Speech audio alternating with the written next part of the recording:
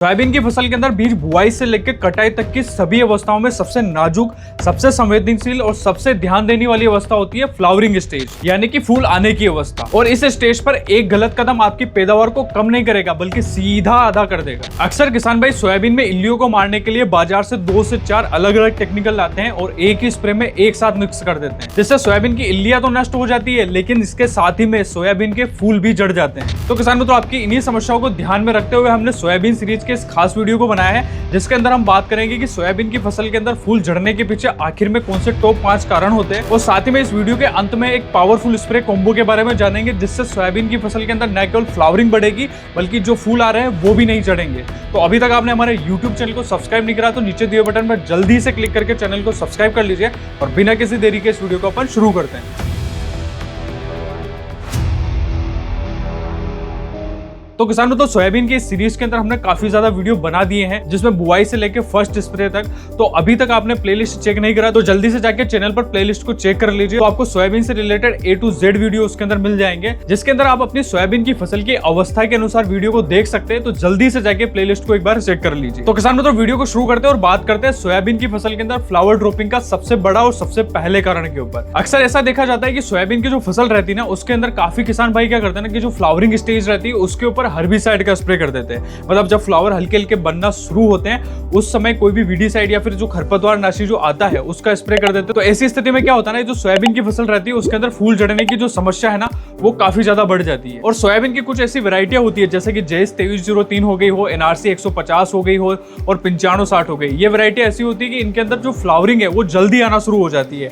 मतलब कि 30 से 40 दिन की अवस्था पर ही जो है फूल आना शुरू हो जाते हैं। और काफी किसान भाई क्या होता है कि इनके अंदर पता नहीं चलता और उस फ्लावरिंग स्टेज पर खरपतवार नाशी का स्प्रे कर देते हैं, जिस कारण से जो है फसल के अंदर फूल झड़ने लग जाते हैं और आगे चल के ये आपकी पैदावार के ऊपर सीधा सीधा प्रभाव डालता है। किसानों, तो सोयाबीन की फसल के अंदर हर्बिसाइड का स्प्रे करने के बाद में फूल झड़ने का दूसरा सबसे बड़ा कारण होता है हेवी टेक्निकल का एक साथ स्प्रे कर देना। काफी बार ऐसा देखा जाता है कि सोयाबीन के अंदर किसान भाई क्या करते हैं ना, जो हेवी टेक्निकल होते हैं उनमें 2 से 3 टेक्निकल को एक साथ मिक्स कर देते हैं और सोयाबीन के अंदर स्प्रे कर देते हैं, जिससे क्या होता है ना, जो सोयाबीन के जो पीक फ्लावरिंग रहती है, मतलब जब फ्लावर ज्यादा आ जाते हैं, जब 40-45 दिन की अवस्था रहती है, उस अवस्था पर फूलों की जो है भरमार फसल के अंदर देखने को मिलती है। और ऐसी स्थिति में जब हेवी टेक्निकल फसल के अंदर यूज किए जाते हैं तो फसल क्या होता है ना, स्ट्रेस में आ जाती है। और जब स्ट्रेस में आती है तभी सोयाबीन के अंदर फ्लावर ड्रॉपिंग की जो समस्या है वो बढ़ जाती है। तो आपको भूल के भी ये गलती नहीं करना है कि सोयाबीन की जो फसल है उसके अंदर फ्लावरिंग ज्यादा आ रही है या पीक फ्लावरिंग पे है, लगभग 70-80% तक फूल आ रहे हैं, तो आपको हेवी टेक्निकल का जो है उपयोग इस अवस्था पर बिल्कुल भी नहीं करना है। सोयाबीन में इन 2 कारणों के अलावा तीसरा सबसे बड़ा कारण होता है फूल झड़ने का, वो है मौसम में अचानक बदलाव हो जाना।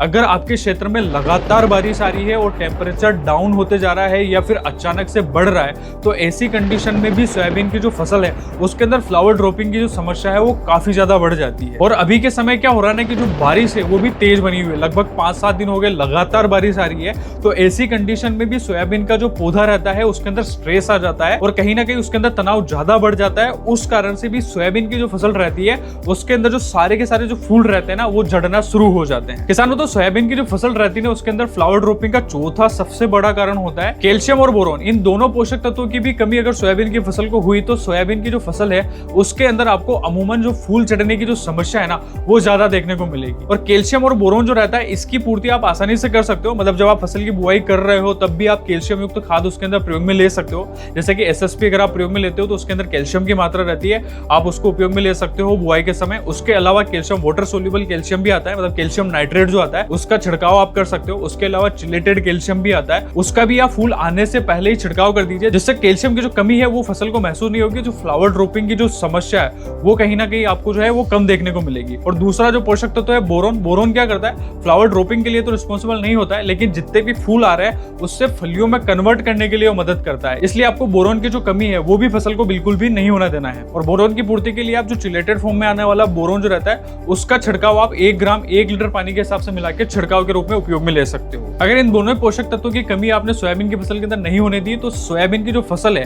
उसके अंदर फ्लावर ड्रॉपिंग की जो समस्या है वो काफी हद तक कम हो जाती है। किसानों, तो सोयाबीन की फसल के अंदर फ्लावर ड्रॉपिंग का 5वां सबसे बड़ा कारण होता है अत्यधिक मात्रा में वाटर सोल्यूबल फर्टिलाइजर को उपयोग कर लेना। जी हाँ किसानों, तो सोयाबीन की जो फसल रहती है ना जिसके अंदर अक्सर ये देखा जाता है कि किसान भाई क्या होता है ना, जब पीक फ्लावरिंग की स्टेज रहती है, मतलब फूल जो है वो लगभग ज्यादा आ चुके होते हैं, तब उस समय वाटर सोल्यूबल फर्टिलाइजर जो रहते हैं उसका उपयोग कर लेते हैं। तो आपको ऐसी गलती नहीं दोहराना है। आपको क्या करना है, जब फसल वनस्पति की अवस्था पर रहती है और जब उसके अंदर 10-15% फूल आते हैं, उससे पहले ही आपको वाटर सोल्यूबल फर्टिलाइजर जो भी आप प्रयोग में लेना चाहते हैं उसे उपयोग में ले लीजिए। जैसे कि 19-19 हो गया हो, 12-61-0 हो गया हो, 13-0-45 हो गया हो, 13-40-13 हो गया, जो भी एनपीके आप जब फसल की शुरुआती अवस्था में उपयोग में लेना चाहते हैं उसे उपयोग में ले लीजिए। और उसके बाद में अगर आपको वाटर सोल्यूबल फर्टिलाइजर उपयोग में लेना है तो आपको जब फलियां हल्की फलियां बनने लग जाए तब उस अवस्था पर आप उपयोग में ले सकते हो। सोयाबीन की जो फ्लावरिंग स्टेज रहती है उस पर आपको फसल को बिल्कुल भी डिस्टर्ब नहीं करना है। उस स्टेज पर आपको वाटर सोल्यूबल फर्टिलाइजर जो है वो बिल्कुल भी उपयोग में नहीं लेना है। तो किसान मित्रों, ये थे मुख्य कारण जिसकी वजह से सोयाबीन की जो फसल रहती है उसके अंदर फ्लावर ड्रॉपिंग की समस्या आती है। इसके अलावा भी कुछ छोटे मोटे कारण रहते हैं जिसके कारण सोयाबीन की जो फसल रहती है उसके अंदर फ्लावर ड्रॉपिंग की जो समस्या है वो अक्सर देखी जाती है। अब वीडियो में हम आगे बढ़ते हैं और बात करते हैं ऐसे कोम्बो के बारे में। अगर आप इसे स्प्रे लेते हैं तो आपकी जो सोयाबीन की जो फसल है ना उसके अंदर लगभग फ्लावर ड्रॉपिंग की जो समस्या है वो 70 से 80% तक कम हो जाएगी। तो किसान मित्रों, सोयाबीन की फसल के अंदर फ्लावर को बढ़ाने के लिए सबसे अच्छा और अभी तक का सबसे बेहतरीन टॉनिक है ब्लूम बूस्टर, जिसके अंदर आपको होमोब्रिसनोइड 0.04% लिक्विड फॉर्म में पाया जाता है, जो कि एक प्रकार का प्लांट ग्रोथ रेगुलेटर है। मतलब कि इसका स्प्रे अगर आप सोयाबीन की फसल के अंदर उपयोग में लेते हो तो ये जो फसल की अनावश्यक वृद्धि होती है या फिर वेजिटेटिव ग्रोथ अगर फसल के अंदर ज्यादा बढ़ जाती है ना तो उसे कम करके फसल को फूलों पे लाने के लिए प्रेरित करता है। और ये एक प्रकार का हार्मोन है जो सोयाबीन की जो फसल रहती है उसके अंदर अगर आप ये ब्लूम बूस्टर को उपयोग में लेते हैं ना तो सबसे पहले तो ये फ्लावर ड्रॉपिंग को रोकेगा, उसके बाद में पौधे को फूल बढ़ाने के लिए प्रेरित करेगा और उसके बाद में क्या करेगा ना, जो सोयाबीन की फसल के अंदर जो फलियां आ रही है उसके अंदर जो छोटे छोटे दाने रहते हैं ना उस दाने की जो क्वालिटी है उसको बढ़ाने का काम करेगा। मतलब कि उसके दाने की जो साइज है वो प्रॉपर साइज लेके आएगा, साथ ही में दाने की जो चमक है वो बढ़ाने का मदद करेगा और साथ ही साथ में जो पैदावार रहती है सोयाबीन की उसको बढ़ाने में भी ये सीधा सीधा काम करेगा। इसलिए अगर आप इस टॉनिक को फ्लावरिंग स्टेज पे ही उपयोग में ले लेते हैं तो आगे चलकर ये आपको फसल की आने वाली जितनी भी अवस्था है उस सभी के लिए फायदेमंद रहेगा। और इसके उपयोग की मात्रा की अगर मैं बात करूं तो सोयाबीन की फसल के अंदर आपको 1 एकड़ छिड़काव के लिए इसे 100 ml उपयोग में लेना है। और इस ब्लूम बूस्टर के रिजल्ट अगर आप ज्यादा लेना चाहते हैं तो आपको इसके साथ में एक सेकंड उत्पाद और उपयोग में लेना है, वो है चिलेटेड फॉर्म में आने वाला मिक्स माइक्रोन्यूट्रिएंट सुपर को।